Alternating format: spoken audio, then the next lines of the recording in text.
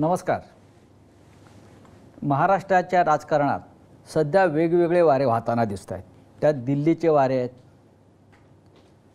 महाराष्ट्रातले मतलबी वारे आहेत. एकंदरीत या महाराष्ट्राच्या राजकारणात सध्या वाऱ्यावरची वरात आपल्याला दिसते आहे.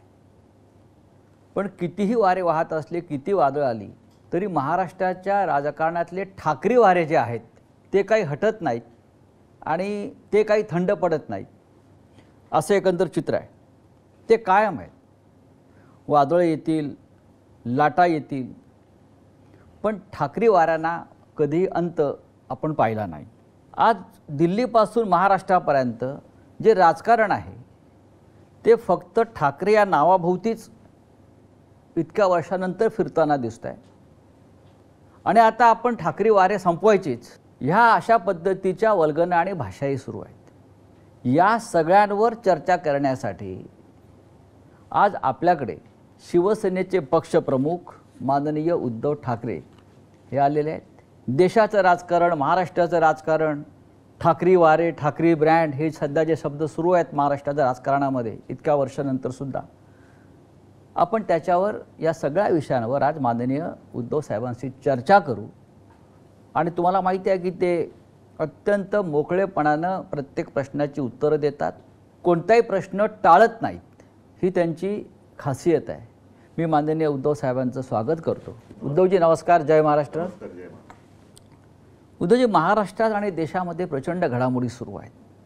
जरी या घडामोडी दिसत नसल्या तरी जशा भूगर्भात काही हालचाली सुरू असतात किंवा पडद्यामागे काहीतरी नवीन पटकथा लिहिली जात असते, अशा पद्धतीच्या हालचाली या महाराष्ट्रात आणि या राज्याच्या बाहेर सुरू आहेत. आणि आज तुम्ही या पार्श्वभूमीवर किमान 2 वर्षांनी मला असं वाटतं आपण भेटतो आहोत मुलाखतीसाठी आणि मन की बात जे आहे ही आपण व्यक्त करणार आहात. आज तुमच्या मनामध्ये काय भावना आहेत जे महाराष्ट्रात किंवा देशात जे तुम्ही पाहताय, मी तुमच्या मनातली बात काय आहे?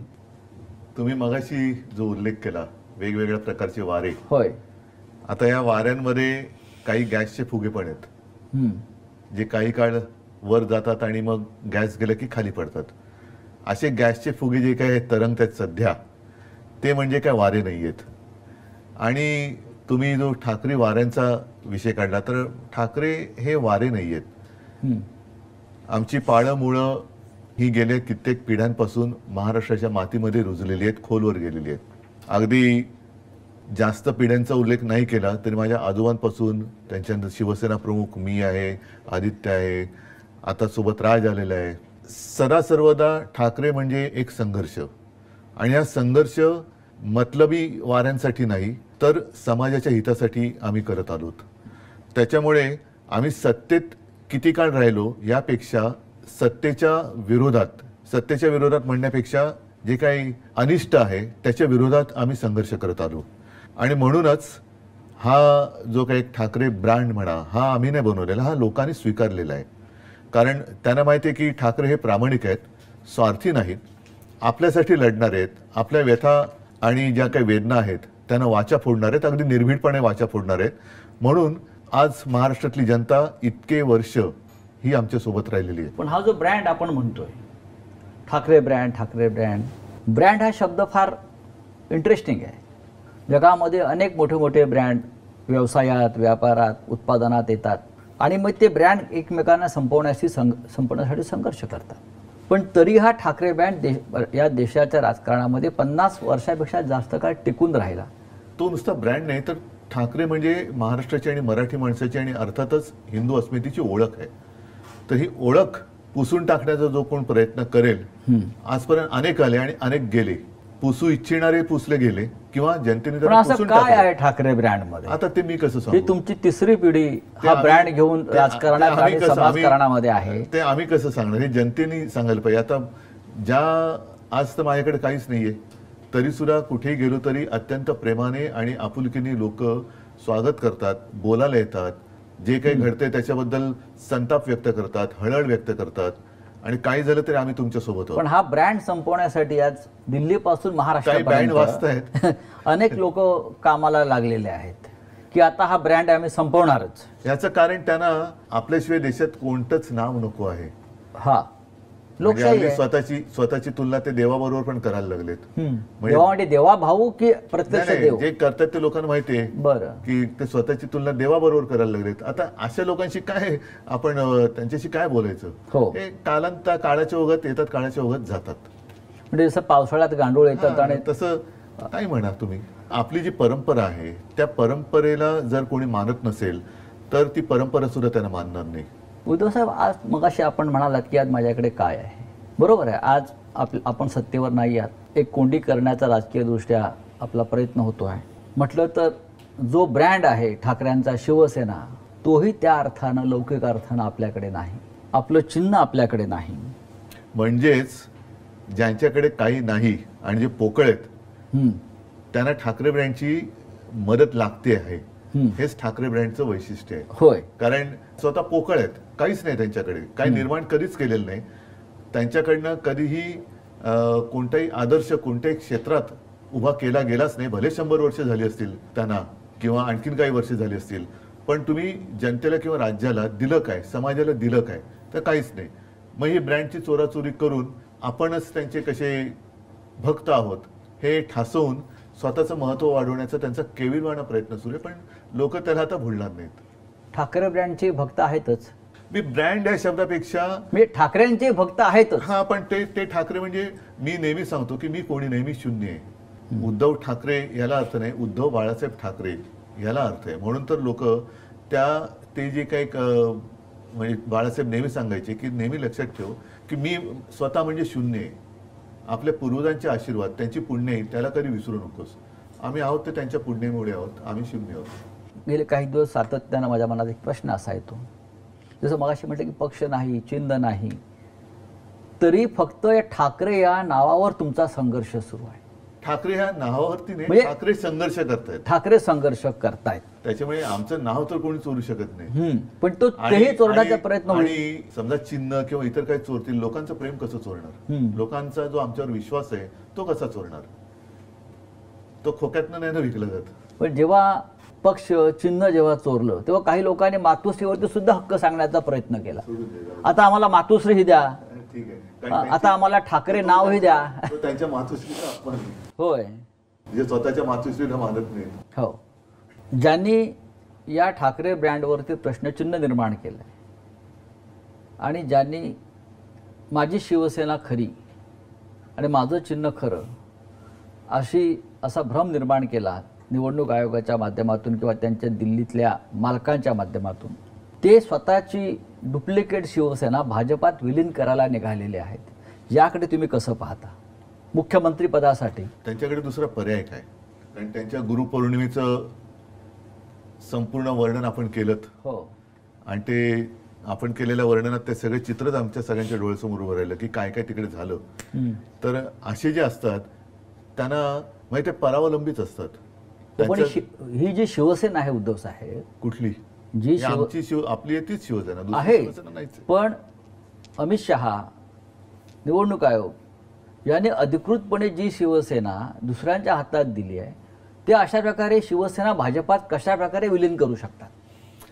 नाही, शेवटी त्यांना हे शिवसेनेचं अस्तित्व संपवण्याचा प्रयत्न आहे का? हो, पण ते संपवू शकत नाहीत ना. इतके वर्ष होऊनही जनतेला ते माझ्यापासून तोडू शकत नाहीत. हेच तर त्यांचं दुःख आहे. त्याच्यामुळे आता शेवटचा पर्याय तोच आहे की जो त्यांचा पहिला पर्याय होता की जाऊन घालीन लोटांगण वंदीने चरण करायचं. कारण दुसरा पर्यायच नाहीये. किती काही चोराचोरी. बघा, एक गोष्ट सांगतो मी, हे मागे जाहीर सभेत बोललेलं आहे, कदाचित शिवसेनेचं निवडणूक चिन्ह हे निवडणूक आयोग दुसऱ्याला देऊ शकेल किंवा ते गोठवू शकेल. खरं गोठवायला पाहिजे जर असा वाद असेल.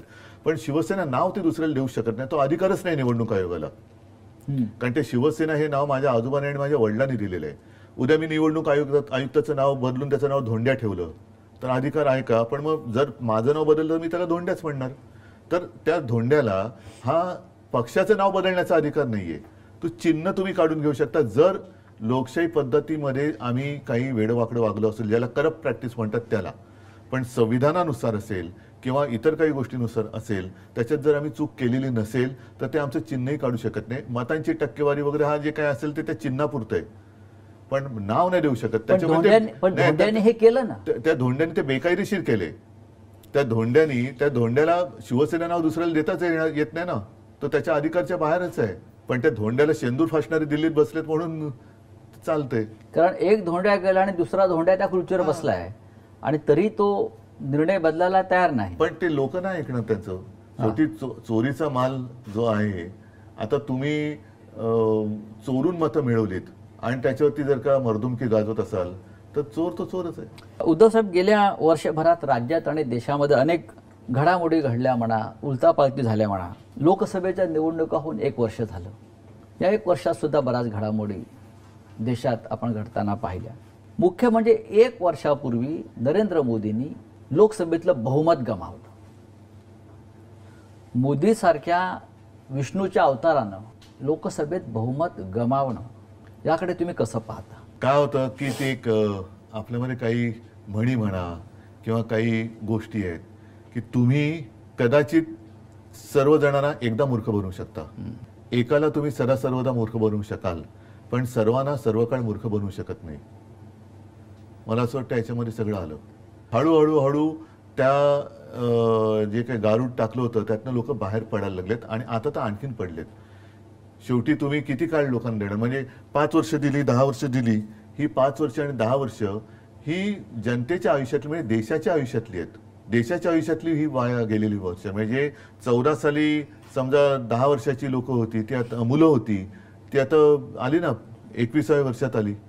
मग त्यांना 21व्या वर्षानंतर तुम्ही 10 वर्षापूर्वी जे काय सांगितलं होतं की आम्ही एवढ्या नोकऱ्या देऊ, आम्ही असे उद्योग देऊ, आम्ही असं ते देऊ, ते कुठे आहेत? आणखीन 10 वर्ष खूप झाली. देश म्हणजे आपला किती कोटी अब्जाचा झाला आता? 140 कोटी. म्हणजे दुसरं काही नसलं तरी जगामध्ये नंबर 1 आपण लोकसंख्येत आहोत. तिसरी अर्थव्यवस्था, महाअर्थव्यवस्था झाली नसली. नाही, पण एक मी काल वाचलं एका ठिकाणी की अमेरिकेतली एक कंपनी, तिची अर्थव्यवस्था ही आपल्या देशापेक्षा जास्त आहे, जी गेल्या 10-1 वर्षापूर्वीच जन्माला आलेली कंपनी आहे. बरं. आणि तिची अर्थव्यवस्था ही आपल्या देशाच्या अर्थव्यवस्थेच्या बरोबरीने किंवा आपल्या देशाच्या अर्थव्यवस्थेपेक्षा जास्त आहे, एका कंपनीची. मोदींनी जे बहुमत गमावलं त्यात महाराष्ट्राची भूमिका अत्यंत महत्त्वाची. हो. महाराष्ट्रानं लोकसभेला आपण सगळ्यांनी, जी इंडिया ब्लॉक होता किंवा महाविकास आघाडी असेल, 31 जागा एकत्रित जिंकल्या. हे कसं शक्य झालं? याचं कारण त्यावेळेला महाविकास आघाडी खूप ताकदीने आणि एकजुटीने लढली.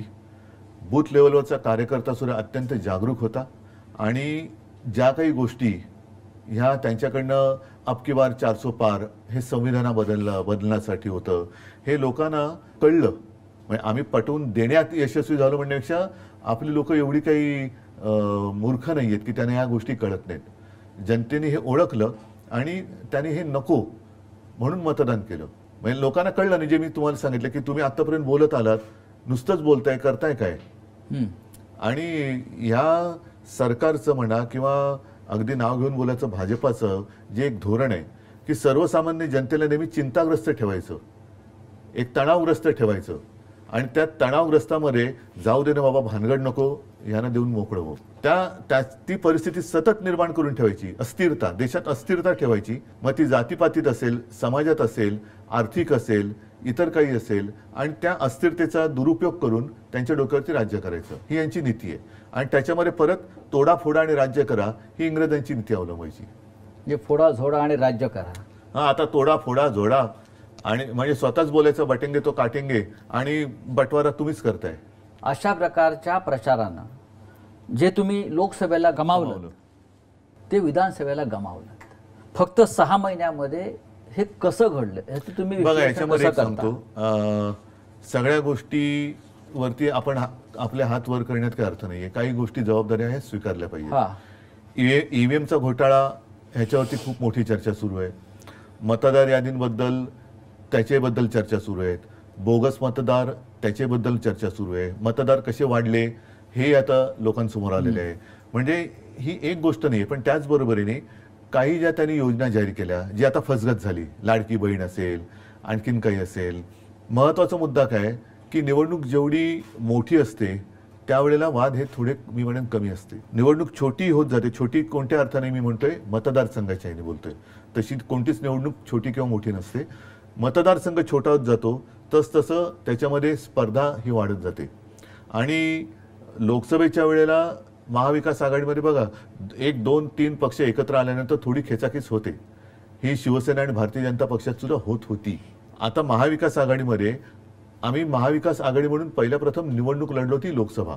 त्याच्यामुळे ठीक आहे, आम्ही म्हणजे शिवसेनेने सुद्धा काही वेळेला 4-4 वेळा 5-5 वेळा जिंकलेले मतदारसंघ आपल्याला जिंकायचं आहे म्हणून सोडून दिले. विधानसभेच्या वेळेला काय झालं, शेवटच्या दिवसापर्यंत खेचाखेच चालू राहिली. हा मतदारसंघ तुला, हा मतदारसंघ मला, हा तुला, हा मला, हा तुला, हे तू मैमय हे शेवटच्या क्षणापर्यंत झालं. त्याचा दुष्परिणाम हा साहजिकच जनतेमध्ये असं झालं, अरे हे आत्ताच जर काही खेचाखेची असेल तर नंतर काय होणार. आणखीन एक महत्वाचा विषय असा झाला की लोकसभेच्या वेळेला मी प्रचार सुरू केला होता साधारणतः फेब्रुवारीत. तेव्हा काय होतं, माझ्यासमोर उमेदवार होते माझे, पण निशाणी नव्हती. विधानसभेच्या काय वेळेला काय झालं, निशाणी होती पण जागा कोणत्या आणि मी त्याच्यानंतर जागा मिळाल्यानंतर उमेदवारी कोणाला देणार हे निश्चित नव्हतं. तर ही जी काय तुतू मैमे झाली ही स्वीकारली पाहिजे. आपल्याकडनं झालेली मोठी चूक होती आणि ती जर का चूक परत करायची असेल तर मग त्या गोष्टीला एकत्र येण्याला काही अर्थ राहत नाही. म्हणजे समन्वयाचा अभाव होता. समन्वयाच्या अभावापेक्षा लोकसभेचं यश हे नाही म्हटलं तरी सगळ्यांच्या डोक्यात गेलं. लोकसभेच्या वेळेला महाविकास आघाडी आणि सगळे नेत्यांपासून कार्यकर्त्यांपर्यंत, अरे ठीक आहे तू आपल्याला जिंकायचंय, हे आपलेपण होता.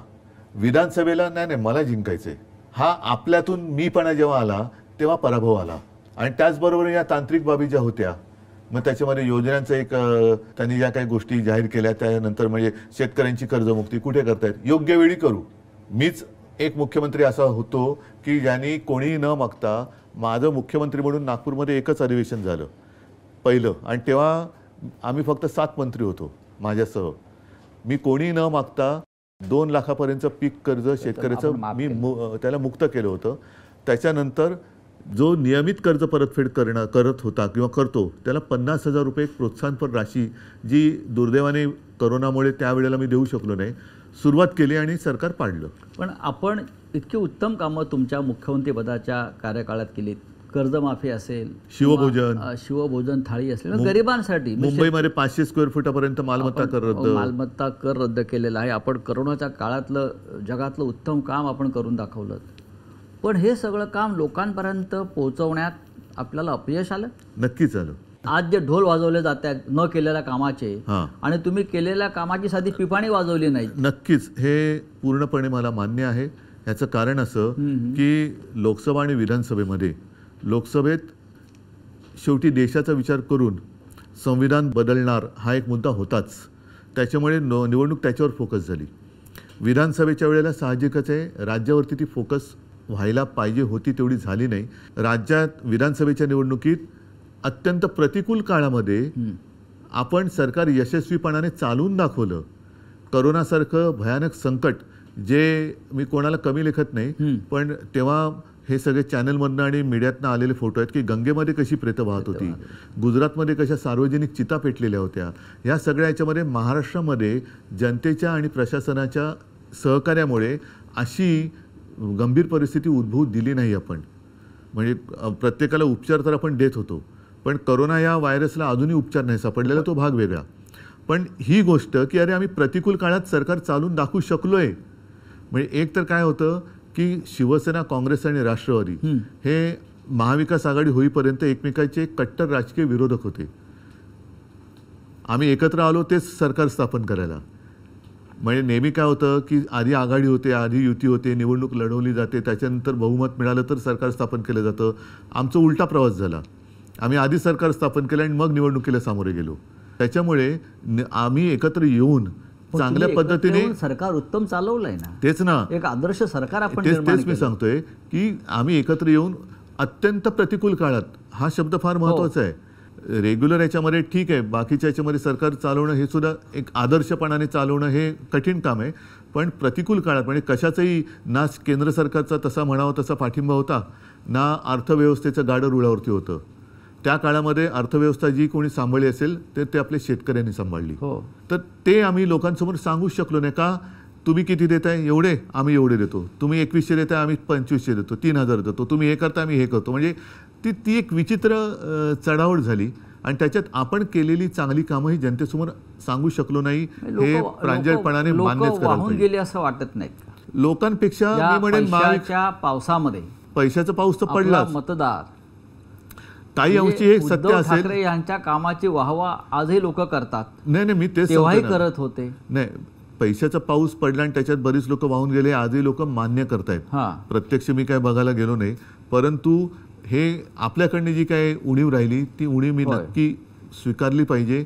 ती म्हणजे आपण केलेली कामं लोकांना सांगू शकलो नाही. आपण शेतकऱ्यांची कर्जमुक्ती केली, शिवभोजन सुरू केलं, शेतकऱ्यांना हमीभाव दिला होता, बऱ्याच काही गोष्टी केल्या, बऱ्याच गोष्टी केल्या.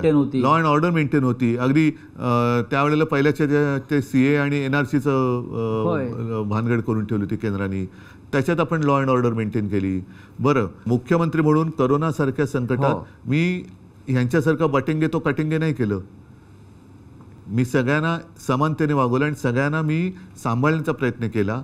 ज्या ज्या वेळेला आवश्यक होतं त्या त्यावेळेला मी स्वतः काही गोष्टींची जबाबदारी घेऊन लोकांसमोर गेलो फेसबुक लाईव्हच्या माध्यमातून आणि जनतेला सांगितलं. आणि जनतेने नाही ते सोडून द्या, जनतेने मला कुटुंबातला एक मानला, आपल्या कुटुंबातला एक ज्यांची मी कधी प्रत्यक्ष भेट घेतलेली नाही अशी लोक मला त्यांच्या कुटुंबातला एक व्यक्ती मानतात. हे याच्यासारखं दुसरं समाधान ते कोणतं, भाग्य ते कोणतं? भारतीय जनता पक्षाला स्वबळावर इतक्या जागा मिळतील म्हणजे याच्यामध्ये हे त्यांच्या स्वप्नातही त्यांना वाटलं नसेल. तुम्हाला असं वाटलं होतं का? मला नाही, मी म्हटलं ना, त्यांनाही त्यांच्या स्वप्नात कधी वाटलं नसेल. भाजप सोडा, पण शिंदे गटाला 50च्या वर जागा मिळाला, हा जादूटोणा आहे की काय? कदाचित त्यांनी डायनोसॉरच कापला असेल. असं कापाकापीतून मतदान होतं असं त्यांना वाटतं. पण कारण अचानक 50च्या वर जागा अशा पक्षाला मिळाव्यात. पहिली गोष्ट एक सांगतो, ह्या जादूटोणा वगैरे या विषयावरती माझा तर काही विश्वास नाही. म्हणजे या भाकड कथा आहेत सध्याच्या आहे, पण त्यातून एकच आहे की त्यांची मानसिकता कळते की दुसऱ्याचं वाईट व्हावं हे त्यांच्या कृत्यातून कळतं. म्हणजे ते रेडा कापला असेल त्यांनी तर त्या रेड्याचा जीव नाहक गेला, त्याच्यामुळे काय घडतंय असा माझा अजिबात विश्वास नाही. पण त्यांच्या कृतीतून त्यांच्या मनातलं जे काळं बेरं आहे ना ते लोकांसमोर येतं. म्हणून त्याला काळी विद्या म्हणतात, कारण त्यांच्या मनातलं जे काळेपण आहे ते लोकांसमोर येतं. पण माझा या भाकड कथेवरती विश्वास नाही. जे निकाल लागले महाराष्ट्रामध्ये, राहुल गांधी म्हणतात, राहुल गांधी एक महत्त्वाचे नेते आहेत, लोकसभेतले विरोधी पक्ष नेते आहेत. ते अनेकदा एखाद्या विषयामध्ये चांगला अभ्यास करून बोलतात आणि पुराव्यासह बोलतात. राहुल गांधींना महाराष्ट्रातल्या विधानसभेचे निकाल हे संशयास्पद वाटत आहेत आणि त्याच्यावर ते देशात आणि देशाबाहेरसुद्धा महाराष्ट्राच्या निकालावर बोलतात की हे संशयास्पद निकाल आहेत. एक गोष्ट लक्षात घेण्यासारखी आहे की महाराष्ट्र विधानसभेचे निकाल लागल्यानंतर एवढं बहुमत मिळालं, 5वी जल्लोष कुठे झाला? अख्खा महाराष्ट्र आनंदाने न्हावून निघायला पाहिजे होता, तो अवाक्ता झाला होता. अजूनही लोकांना म्हणजे लोक मला अजूनही सांगतात की साहेब, ग्रामीण भागातले लोक की साहेब आम्ही ठरून तुम्हाला मतदान केलं तरी आमच्या गावामध्ये एवढीच मतं ही मिळूच शकत नाही तुम्हाला, आम्ही सगळ्यांनी ठरवून मतदान केलं होतं. पण काय करणं, म्हणजे एक एक पुरावेच्या पुरावे नष्ट केले जातात, मानले जात नाहीत. मुळामध्ये काय झाले, EVM हा जो विषय आहे तो हॅक होतो नाही होत हा एक भाग वेगळा झाला. पण लोकशाही म्हणजे काय? लोकशाहीमध्ये जर RTIमध्ये मी तुमची माहिती काढू शकतो तर मला माझी पूर्ण माहिती मिळाली पाहिजे ना. पूर्वी जे बॅलेट पेपर होते त्याच्यात मी मतदान कोणाला केले, माझं मत कुठे जाते हे शेवटपर्यंत मला कळत होतं. म्हणजे मी ती बॅलेट पेपरवरती मी मतदान केले, आपणही केलं असणार. उमेदवाराचं नाव यायचं, समोर निशाणी यायची आणि त्या निशाणीवर शिक्का मारल्यावरती तो फोल्ड असा व्हायचा की समजा जर का ती शाई ओली असेल आणि उमटली तर ती उमेदवाराच्या नावावरती, त्याच उमेदवाराच्या नावावरती उमटू शकेल. आणि मला कळायचं की माझं मतदान, मी समजा संजय राऊत तर संजय राऊतनं मतदान केलेलं आहे. आता काय होतंय, मी बटन दाबतो, मशालीचा दिवा पेटतोय, आवाज येतोय, आतमध्ये रिसीट दिसते. आता त्या रिसीटबद्दल सुद्धा लोकांचं म्हणणं आहे की अनेकदा ती पडते नाही पडत हा भाग वेगळा, पण ती रिसीट खाली पडते, माझं वेगळी आणखीन तिसऱ्या ठिकाणी रजिस्टर होते, ते कुठे होते मला कळत नाही आहे. दिवा पेटतोय, आवाज येतोय, रिसीट दिसते ती, पण आत मत जे मोजलं जातं ती रिसीटने मोजली जाते. जर का त्याच्यावरती ऑब्जेक्शन घेतलं तर ज्याला आपण सिम्बॉलिक म्हणतो अशा काही मोजक्या रिसीट मोजल्या जातात, पण अन्यथा त्या मोजल्या जात नाहीत. व्हीव्हीपॅटवरचं जे काय आहे ते मोजलं जात नाही. त्याच्यामुळे आत मत रजिस्टर कुठे झाले हे माझा कळण्याचा अधिकार तुम्ही हिरावून घेतलेला. तुम्हाला अजूनही वाटतं की मतदान हे मतपत्रिकेवरच व्हायला पाहिजे? नक्कीच व्हायला पाहिजे. तुम्ही शेवटी एक आहे की का ईव्हीएम का आणलं? वेळ जातो म्हणून. वेळ जातो. मग वेळ मतमोजणीत लागत असेल तर एक एक महिना निवडणूक प्रक्रिया चालते, तो वेळ का नाही धरत त्याच्यात? माझ्याकडे जर 1 तारखेला मतदान झालं महाराष्ट्रात आणि दुसरीकडे बिहारमध्ये वगैरे 30 मेला मतदान होत असेल तर मधला वेळ माझा गेलाच ना. मग फरक काय पडतो? 30 तारखेनंतर 4 दिवस तुम्ही मतमोजणीत लावले तर काय असं मोठं आव्हान कोसळते? आणि अनेक म्हणजे अगदी मला वाटतं अमेरिकेत वगैरे सुद्धा अजूनही बऱ्याच ठिकाणी बॅलेट पेपर आहे. सर्वत्र युकेमध्ये ब्रिटनमध्ये पण बॅलेट पेपर आहे. मग ते काय आपल्यापेक्षा मागास देश आहेत? जर तुम्हाला वेळ वाचवण्यासाठी हे करत असाल आणि स्वतः मोदींचं भाषण आहे त्यावेळेला बॅलेट पेपरच्या विरोधात, सगळ्यांत भारतीय जनता पक्षाने विरोध केलेला आहे ईव्हीएमच्या विरोधात. हो, देशाचे सरन्यायाधीश भूषण गवई यांच्या आईनंही मागणी केली आहे. मग म्हणजे देशाचे सरन्यायाधीश असलेल्या गवईंच्या आईनंही, कमलाबाईंनी ताईंनी सांगितलेलं आहे की निवडणुका या बॅलेट पेपरवरच व्हायला पाहिजे. तसंच आहे ते. आणि मग काय व्हायचं ते होऊ दे ना. मग त्याच्यानंतर तुम्ही जिंकलात आणि तुम्हाला 288 पैकी 500 जागा मिळाल तरी मग आम्ही कोणी काय बोलू शकतो? याच्यात एक महत्त्वाचा फॅक्टर जो राहुल गांधी सांगतात, 60 लाख अचानक वाढलेलं मतदान संध्याकाळी 5 नंतर आणि मतदार यादीतला झालेला ठरवून केलेला घोळ, नावं कापणं. आता बिहारमध्ये काय घडत होतं तेच आहे ते की तुम्ही तुमची आयडेंटिटी महाराष्ट्रामध्ये सुद्धा निवडणूक प्रक्रियेच्या आधी नवीन. आता जरा बिहारमध्ये ज्याला आता कोर्टाने मला वाटतं स्थगिती दिली आहे, ते काय होतं नीट सांगा? मतदारांनी स्वतःची ओळख पटवून द्यायची. म्हणजेच तुम्ही एनआरसी आणलात. हो, म्हणजेच एनआरसी आणलात ना. मी इतके वर्ष राहतोय, माझ्याकडे मग आधार कार्ड हे काय? हा मोठा फ्रॉड आहे. रेशन कार्ड, आधार कार्ड हा फ्रॉड आहे. आधार कार्डचं प्रिंटिंग आणि जे काय सगळं केलं जाते हा फ्रॉड आहे. जर ते तुम्ही धरणार नसाल तर तो फ्रॉड आहे. मग ते पण कॉन्ट्रॅक्टर कोण आहेत, काय आहेत? मग हे आधार कार्डची हे आणली कोणी? मग आधार कार्ड फ्रॉड आहे का? जाहीर करा. आणि आयडेंटिटी म्हणजे काय देणार तुम्ही? आणखीन काय? म्हणजे हा एनआरसी तुम्ही आणलात आहे ना, एनआरसीच आणलात आणि तो आपल्या सगळ्या हिंदूंना पण लागू झाला. त्याच्यामध्ये आता 1 नेशन 1 इलेक्शन लादलं जात आहे. ह्यांची संपूर्ण वाटचाली एकाधिकारशाहीकडे चाललेली आहे, हुकुमशाहीकडे चाललेली आहे. सगळं पहिलं आम्हालाही गोंडस वाटलं होतं कारण तेव्हा काश्मीरमध्ये काय त्याला वेगळे पंतप्रधान वगैरे असे ते एक शब्द होता. त्याच्यामुळे आम्ही सुद्धा त्या एका बहकाव्यात आलो. काश्मीरमध्ये 370 कलम काढलं पाहिजे याच्यावरती त्याही वेळेला ठाम होतो. आम्ही पाठिंबा दिला आणि आजही मी ठाम आहे. त्याच्याबद्दल दुमत नाहीये, त्याच्याबद्दल दुमत नाही. पण एक निशाण, एक विधान आणि एक प्रधान. आता 1 नेशन 1 इलेक्शन, मग त्याच्यानंतर 1 नेशन 1 लँग्वेज पण करतील. मग त्याच्यानंतर म्हणजे सगळं काही. बरं, नड्डा बोललेत की देशात एकच पक्ष राहणार, म्हणजे 1 पार्टी, ही एकाधिकारशाही चाललेली आहे. 1 पार्टी 1 इलेक्शन. 1 पार्टी मग नो इलेक्शन होईल. No election. उद्धव साहेब, देशाच्या राजकारणात किंवा आपण महाराष्ट्र बघू, सत्ता आणि पैशाचा अतिरेकी वापर म्हणजे ज्याला टेररिझम सुरू आहे, सत्ता आणि पैशाचा. आणि त्या टेररिझममुळे ज्यांना तुम्ही घडवलं, ज्यांना तुम्ही निवडून आणलं, ज्यांना तुम्ही प्रतिष्ठा, आम्ही घडवायचं काम केलं, बिघडवण्याचं काम कोणी केलं ते होय. आधी आमदार खासदार यांना फोडण्याचा प्रयत्न झाला. काँग्रेसचे असतील, राष्ट्रवादी काँग्रेसचे असतील, तुमचे असतील, देशातल्या इतर पक्षाचे असतील. आणि आता पुन्हा एकदा. पण मी काय म्हणतो, मग तुम्ही निवडणुकीचा घाट म्हणजे कशासाठी प्रचार करताय? असंच जर करायचं असेल तर सरळ निवडून आलेले फोडून राज्य स्थापन करा ना. प्रचाराला जाऊच नका. हे सगळं पाहिल्यावर तुम्हाला तुमची लोक जेव्हा निघून जात आहेत, कालपर्यंत माझ्याबरोबर होता, माझ्या बैठकीला होता, कालपर्यंत माझा जय जयकार करत होता, शिवसेना जिंदाबाद म्हणत होता, बाळासाहेब ठाकरे जिंदाबाद म्हणत होता, उद्धव ठाकरे जिंदाबाद म्हणत होता, ते 24 तासात त्यांचं मतपरिवर्तन होतं आणि ते निघून जातात, बळी पडतात मोहाला.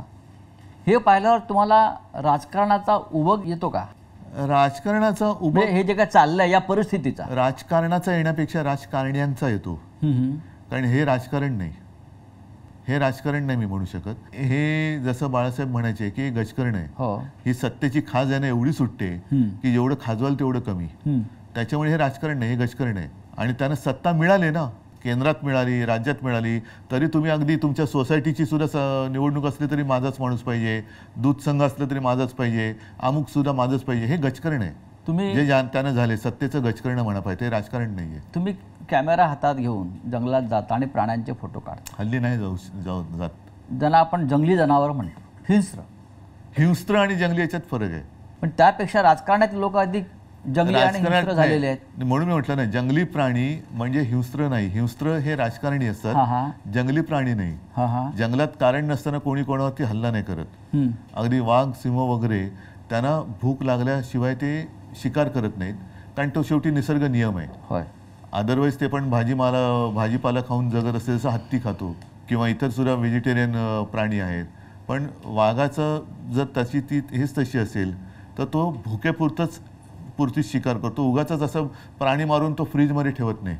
जसं राजकीय पक्ष सध्या काही म्हणजे जसे करतायत. आता सगळे सत्ता मिळाली तरी सुद्धा आणखीन आमदार घ्या, आणखीन खासदार घ्या, असं वाघ सिंह नाही करत की मारून आज आता एक हरण मारलं तर उद्यासाठी आणखीन एक मारू, कारण त्यांच्याकडे फ्रीज नाहीये. हे काय करतात, हे राजकारण्यांना फोडतात आणि आपले सत्तेच्या शीतकपाटात ठेवून देतात थंड करून. हे जे आउटगोईंग सुरू आहे मोठ्या प्रमाणात, त्याला उपाय काय? काही वेळेला साचलेल्या डबक्याला थोडंसं एक आउटलेट द्यावं लागतं आणि नवीन झरा यावा लागतो. ज्या गोष्टी आपण थोडंसं, मी असं म्हणेन की एखाद्या वेळेला भावनेच्या भरात किंवा प्रेमामुळे आपण करत नाही आणि कळतं त्या माणूस अयोग्य आहे, पण काय करणार, तो स्वतःहून जातो आणि त्याची जागा नवीन दुसरा माणूस घेतो. तेव्हा बरं वाटतं की अरे साले बला गेली एक. शिवसेना हा एक विचार होता आणि आहे जो माननीय बाळासाहेब ठाकरे आत्ता जे आमच्यातनं गेले ते तिकडे जाऊन काय काय दिवे लावतात तुम्ही बघताय. होय. त्याच्यामुळे असे हे दिवटे गेलेले बरे ना. होय. आता ते जिकडे गेले तिकडे काय प्रकाश पडतात तो कळतोय तुम्हाला. काय लोहचुंबकाचा असर कमी झालाय का? लोक जे चिटकून राहायचे पक्ष म्हणून, विचार म्हणून, ज्याला शिवसेना एक लोहचुंबक आहे असं साहेब अनेकदा म्हटलेलं नाही. आहे. पण त्याच्यामध्ये तुम्ही जर बघाल तर सर्वसामान्य जनता आणि साधा कार्यकर्ता ज्याला बिचारा कधी तो काही मागण्यासाठी माझ्याकडे आलाच नाही ना, शिवसेना प्रमुखांकडे आला होता, त्यांच्या पिढ्यानपिढ्या आज सुद्धा शिवसेनेसोबत आहे. कोण गेलं, ज्यांना काही ओळख नव्हती आणि ज्यांना मोठं केलं ती लोक काही गेली, पण ज्यांनी मोठं केलं ती लोक अजूनही माझ्यासोबत आहेत. आणि तीच खरी शक्ती आहे आणि तीच खरी यांची पोटदुखी आहे की अरे हे अजून संपत कसं नाही. मग ही पोटदुखी अनेकदा अशा पद्धतीनं बाहेर येते. जसं गिरीश महाजनसारखे मंत्री आहेत भाजपचे, ते सातत्यानं त्यांचं एक वक्तव्य असतं की मी शिवसेना जमीनदोस्त करेन. शिवसेना जमिनीचा दोस्तच आहे. हां. म्हणून तर शिवसेना तुम्ही संपू शकत नाहीत, कारण आमचे पाय जमिनीवरती आहेत आणि मुळे जमिनीच्या खाली गेलेत. त्याच्यामुळे आम्ही जमिनीचे दोस्तच आहोत. हां. तुम्ही जमिनीचे शत्रू आहात, म्हणून तुम्ही मुंबईसह सगळी जमीन ही तुमच्या मित्राच्या घशात घालताय. तुम्ही जमीन शत्रू आहात, आम्ही जमीन दोस्ती करणारे दोस्त आहोत. मिंदे म्हणतात, दाढीवाले, मी फक्त अर्ध्या दाढीवरून हात फिरवला. तेवढे राहिले नशीब समजा. पूर्ण दाढीवरून हात फिरवला तर काय होईल? कोणा त्यांचं असं ते म्हणतात. म्हणजे आपल्याला आव्हान आहे त्यांचं. जाऊ दे. आणि बघा, अर्धा दाढीत इतकी ताकद कोणी निर्माण केली आहे? नाही, मुळामध्ये आता त्यांनी जास्त बोलू नये, त्यांनी लोक त्यांची बिनपाण्याने करतील. राहिल्या अर्धी ती पण काढतील. उद्धवजी, महाराष्ट्रामध्ये अनेक प्रश्न आहेत आणि त्याच्यात हे दाढीचा काय नाही उपयोग करत. हो, प्रश्नांचा डोंगर उभा आहे. आपण स्वतः आजही माजी मुख्यमंत्री आहात, हे राज्य आपण सांभाळलेलं आहे. आपण सभागृहात सुद्धा जाता आजही, पण हल्ली मी बोलत नाही सभागृहात जास्त. आपण का बोलत नाही हा अनेकांना प्रश्न पडला. कारण बोलून काय उपयोग नाही. आपण सभागृहाचे एक सन्माननीय सदस्य आहात, बोलून काय होत नाही. लोकप्रतिनिधी म्हणून आपण अजूनही काम करताय. बरोबर आहे. आणि काल सुद्धा मी निघाल्यावरती मला विचारलं, अरे आम्हाला वाटलं तुम्ही बोलणार. म्हटलं बोलून उपयोग काय. कारण कालचं सुद्धा जे एक बिल आणलं जनसुरक्षा, त्याच्यावरती चर्चा झाल्यानंतर त्यातनं काही घेतलं का, तुम्ही घेणार आहात का, घेण्याची तयारी आहे का, तर मी बोलतो. कारण सर्व काही तुम्ही शेवटी 5वी बहुमताच्या आधारावरती रेटूनच नेणार असाल तर बोलून तरी काय उपयोग आहे. मग मी बाहेर बोलतो ते चांगलं आहे ना. तुम्हाला हे जे ज्या बिलाचा आपण उल्लेख केला, जनसुरक्षा बिल, या बिलाचे तुम्हाला काय धोके वाटतात? कारण सरकारचं म्हणणं आहे की आम्ही हे जनतेच्या, राज्याच्या, राष्ट्राच्या सुरक्षेसाठी आणलेलं हे एक विधेयक आहे. बरं, हे बिल जर का आणलं, म्हणजे आता त्यांनी काल मंजूर केलं, बघू पुढे काय होते. महिलांवरचे अत्याचार थांबणार आहेत का? चोऱ्या माऱ्या, खून, दरोडे थांबणार आहेत का? लूटमार जी चालू आहे ती थांबणार आहे का? अगदी मध्ये आलो तर समृद्धी महामार्गावरती लूटमार चालले, इकडे लूटमार चालले. तसं नाही आहे हे. मी बिल वाचलं आणि काल मी बोललो, त्याची सुरुवात फक्त त्यांनी सांगितले कडव्या डाव्या विचारसरणीची. आता कडवा डावा म्हणजे काय? मुळामध्ये डावी विचारसरणी म्हणजे काय, उजवी विचारसरणी म्हणजे काय? आपल्याकडे काय झालेलं आहे की सर्वसाधारणतः डावी विचारसरणी म्हणजे त्याच्यात जर पण वाचलं तर सामाजिक न्याय, व्यक्ती स्वातंत्र्य, भाषण स्वातंत्र्य, समानता ह्या गोष्टी त्याच्यात उल्लेखलेल्या आहेत. उजव्या विचारसरणीमध्ये धर्माधिष्ठितता, त्याच्यानंतर भांडवलशाही, म्हणजे डाव्या विचारसरणीत काही गोष्टी चांगल्या आहेत, उजव्यामध्ये काही वाईट आहेत. आता आपण वाईट सोडून द्यायला पाहिजे आणि चांगलं घ्यायला पाहिजे. तुम्ही कडवी डावी मग कडवी उजवी नाही आहे का? जर का उजवी विचारसरणी ही धर्मावरती आधारित असेल तर काल तुम्ही पत्रकारांसमोर बोलताना जो विषय बोललो की पेहलगाममधल्या अतिरेक्यांनी धर्म विचारून गोळ्या घातल्या, मग ते कडव्या उजव्या विचारसरणीचे म्हणून त्यांना तुम्ही सोडून देणार आहात का? तर असं करण्यापेक्षा तुम्ही दहशतवाद, दहशतवादी, देशविघातक, देश विघटनकारी या शक्तींविरोधी आतापर्यंत आपण लढत आलेलो आहोत. अमित शहा पण बोललेत की आता नक्षलवाद संपत आलेला आहे. नक्षलवाद किंवा दहशतवाद संपवायला आमचा पूर्ण पाठिंबा. या कायद्याचा राजकीय दृष्ट्या गैरवापर होईल अशी भीती वाटते. जसा मिसाचा झाला, नाही पण टाडा नावाचा कायदा आला, मिसा आला आणीबाणीमध्ये, पोटा आला, असे अनेक कायदे याच कारणासाठी आणि त्या सगळ्या कायद्यांना भारतीय जनता पक्षाने विरोध केला होता. आणि आज त्याच प्रकारचा कायदा नाव बदलून महाराष्ट्रामध्ये आत्ताच गेल्या 8-10 दिवसापूर्वी भारतीय जनता पक्षाने देशभर आणीबाणीचा 50वा दिवस विचित्र पद्धतीने त्याची आठवण करून देण्यासाठी केली. आता हीच लोक होती ह्यांनी त्यावेळेला आणीबाणीला विरोध केला होता. आता तीच लोक आहेत जे आणीबाणी आणू इच्छित आहेत किंवा आणीबाणी त्यांनी ऑलरेडी अघोषित आणलेली आहे. म्हणजे ज्या गोष्टीला तेव्हा त्यांनी विरोध केला होता तीच गोष्ट ते आता आणतायत. निदान इंदिरा गांधींनी उघड तरी केलं होतं की आणीबाणी लागते किंवा लावते, ह्यांच्यामध्ये ती हिंमत नाहीये. आता तुम्ही सुद्धा एका कायद्याच्या बळी पडलातच ना. तुम्हाला सुद्धा PMLAच्या ह्याच्यात काय संबंध होता तुमचा? त्याच्यानंतर कोर्टाने तुम्हाला सोडलंच. हा जो प्रकार आहे ना की तू आमच्या पक्षात नाही तर तुला टाळत टाकतो, आमच्या पक्षात नाही तर तुला मिसा लावतो, म्हणजे दुसरा तिसरा कोणता मोका आहे आणि मोका आहे PMLA असे आहे. म्हणजे आता जर का दहशतवाद किंवा नक्षलवाद संपवत आणला असेल तर आत्ता का कायदा आणताय? जर तुमच्याकडे 64 नावं आहेत तर ती नावं जाहीर करा, त्यांची पापं जाहीर करा आणि त्यांच्यावरती बंदी टाका. आम्ही कुठे काय म्हणतोय? आम्ही कधीही आत्तासुद्धा मध्ये जे काय घडलं त्याच्यामध्ये सर्व पक्षांनी, राजकीय पक्षांनी पंतप्रधानांनी सांगितलं तुम्हाला देशासाठी चांगल्यासाठी जे करायचं करा, आम्ही तुमच्या सोबत आहोत. मग तसं आम्ही प्रत्येक वेळेला आत्तापर्यंत नक्षलवाद तुम्ही संपवलं, तिथले जे काही आत्तापर्यंत जेवढे काही पोलीस अधिकारी तिथे ड्युटी करून काही रिटायर झाले असतील, काही कदाचित पोलीस शिपाई, पोलीस अधिकारी त्यांचं बलिदान तिकडे झाले, सीमा सुरक्षा दलाचे जवान असतील, नागरिक असतील, यांनी शौर्याने त्यांचा मुकाबला केला नक्षलवाद्यांचा. हा कायदा तुम्ही आत्ता आणताय, पण त्या लोकांनी त्यांचं शौर्य गाजवलं आणि शौर्य गाजवून त्यांनी तो नक्षलवाद संपवत आणले. उद्धव साहेब, महाराष्ट्रामध्ये गेल्या 3 महिन्यात 675 शेतकऱ्यांनी आत्महत्या केल्या. त्यांची सुरक्षेचा कायदा कुठे? 675 शेतकऱ्यांनी 3 महिन्यात बरं, कर्जबाजारीपणा, नापिकी. एकच तुम्ही आता शेतकऱ्यांचा विषय हा आपण सोडायचा नाही, पण 1-2 वर्षापूर्वी उत्तरेतले शेतकरी रस्त्यावरती उतरले होते, त्यांना सुद्धा नक्षलवादी बोलले होते. मग नक्षलवादी कोण? तुम्ही शेतकरी जो त्याच्या न्याय हक्कासाठी रस्त्यावरती उतरला तो अतिरेकी. त्यांचं म्हणणं होतं की त्या आंदोलनामध्ये दहशतवादी घुसलेले. कुठे आहेत? आता सुद्धा वारीमध्ये अर्बन नक्षल घुसले, तशी कोणीतरी एक अशी आवई उठवली होती, भीती निर्माण केली जाते. म्हणजे तुम्हाला हिंदूंचे सण सुद्धा मारायचे आहेत की वारीमध्ये नक्षलवादी घुसलेत म्हणजे वारीमध्ये जाऊ नका. म्हणजे कोणतं हिंदुत्व आहे तुमचं? कोणते राज्य? या राज्यातल्या सरकारची तुम्हाला मानसिकता काय दिसते? मानसिकता त्यांची पूर्णपणाने गोंधळलेली आहेत. त्यांना सत्ता जी मिळाली तिचं नेमकं करायचं काय हेच कळत नाहीये. कोणासाठी सत्ता मिळवली?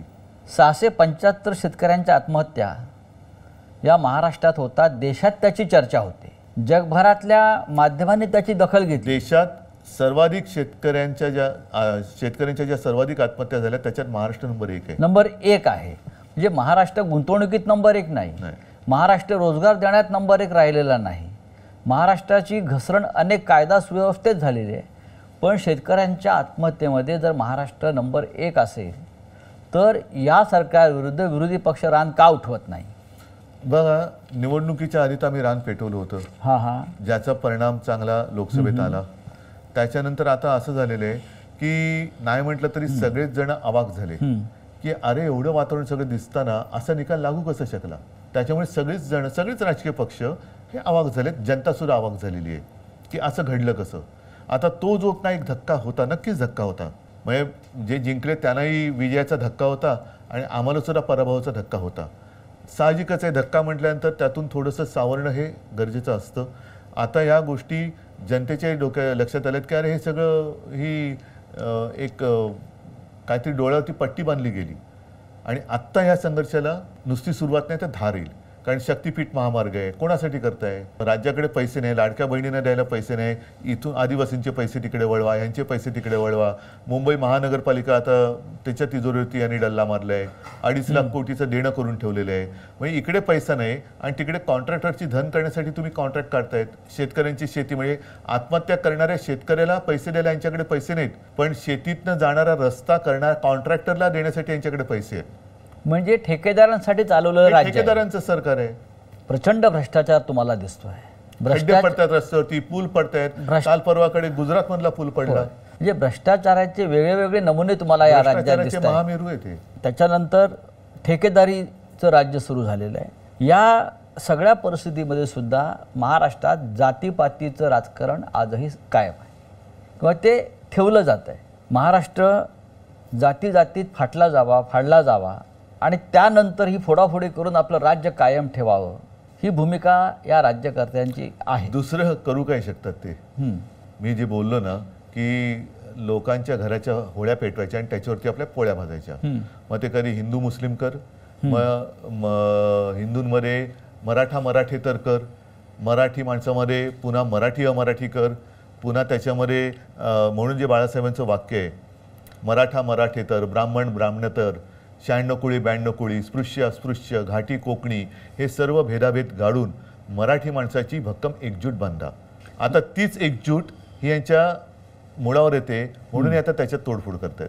पण मराठा समाज रस्त्यावरती उतरला, त्यालाही सरकारनं थंड केलं सगळ्यांना. त्यांच्या मागण्या आता फार रेटल्या जात नाहीत. ओबीसीना त्यांच्या विरुद्ध उभं केलं, त्यांच्याही मागण्या अद्याप मान्य झालेल्या नाहीत.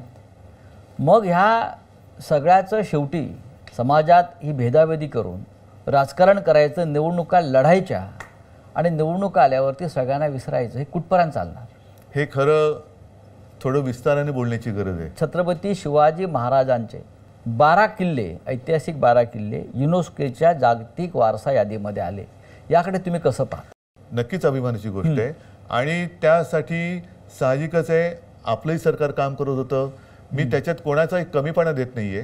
सगळ्यांनी प्रयत्न केले आणि केलेच पाहिजेत. मात्र युनेस्कोने त्या यादीत घेतल्यानंतर, तिकडे गेल्यानंतर मात्र त्या किल्ल्यांची दुरावस्था लोकांना दिसता कामा नये. तिकडे चांगलं आपण काम केलं गेलं पाहिजे. मग एक चांगलं आल्यानंतर महाराष्ट्रात काय बघा, किंवा ते बघण्यासाठी सरकार काही करू दे, निदान त्यावेळेचं शिवशाही कशी होती आणि कसा आमचा राजा होता, कसा आमचा देव होता, त्यांनी कसं राज्य केलं, कोणत्या प्रतिकूल काळामध्ये त्यांनी लढा दिला आणि हे गड किल्ले कसे बांधले, त्याचा उपयोग कसा करून घेतला, आपण स्वतः त्याचा अभ्यास केला. आपण स्वतः त्याचं छायाचित्रण म्हणजे भूगोल आणि इतिहास यांचा सुंदर मिलाफ त्याच्यामध्ये, सुंदर मिलाफ आहे त्याच्यामध्ये. हे सगळे जे किल्ले आहेत, असं चढून जायचं म्हटलं तर आज सुद्धा आपण जाऊ शकणार नाही. त्यावेळेला मावळे, छत्रपती शिवाजी महाराज, अगदी जिजामाता सुद्धा कशा काय वरती येत जात असतील. आणि त्याच्यानंतर तिकडनं हे राज्य, आता तेव्हा मोबाईल नव्हते, आता सोशल मीडिया, व्हॉट्सअप ग्रुप वगैरे सगळं पटापट ते जातं सगळीकडे. तेव्हा ना मोबाईल, ना दिवे, ना फोन, ना काही, तरी त्या अशा दुर्गम भागातनं राज्य स्थापन करणं आणि ते चालवणं ही एक अनाकलनीय गोष्ट आहे, जी आजपर्यंत आपल्याला कधी कळली नाही आणि आपल्याला कधी ती साधली पण जाणार नाही. का आपण आपला इतिहास विसरत चाललेलो आहोत? इतिहास विसरण्या, इतिहासाचं राजकारण चाललंय. इतिहासाचं नको त्या, म्हणजे इतिहासातल्या नको त्या गोष्टी ज्या आता पुसायला लागलेत. ही लोक नव्याने इतिहास लिहिला जाईल की काय अशी भीती वाटायला लागले. आणि माझ्या खेरीज त्या देशात कोण जन्मालाच आलं नाही असंच एक चित्र निर्माण करण्याची परिस्थिती निर्माण झालेली आहे. उद्धवजी धन्यवाद. पहिल्या भागामध्ये आपण अनेक महत्त्वाच्या प्रश्नांना मोकळेपणानं उत्तरं दिली. थोडं थांबूया आणि आपण दुसऱ्या भागाकडे वळूया. नमस्कार.